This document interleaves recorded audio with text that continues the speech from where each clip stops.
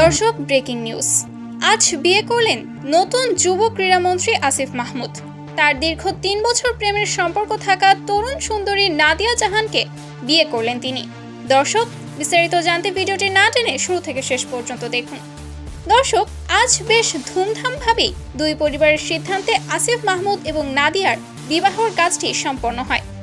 দর্শক, এ যেন নায়িকাদেরকেও হার মানায় নাদিয়া জাহানের সৌন্দর্য।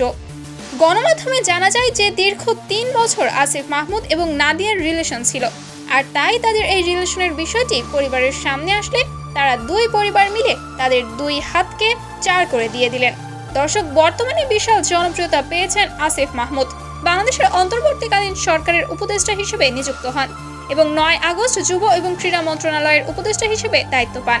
২০২৪ সালের ১৬ আগস্ট তিনি শ্রম এবং কর্মসংস্থান মন্ত্রণালয়ের উপদেষ্টা হিসেবে দায়িত্ব পান। এরপর থেকেই আসিফ মাহমুদের জনপ্রিয়তা আকাশচুম্বী। আর এরই মধ্যে তরুণ সুন্দরীদের মন ভেঙে নিজের পছন্দের প্রেমিকা নাদিয়া জাহানকে আজ বিয়ে করলেন আসিফ মাহমুদ। তো দর্শক, আপনাদের কি মতামত? এত তাড়াতাড়ি আসিফ মাহমুদ বিয়ে করাটা কি ঠিক হয়েছে? জানিয়ে দিবেন এই বিষয়ে আপনার গুরুত্বপূর্ণ মতামত ভিডিওর কমেন্টে।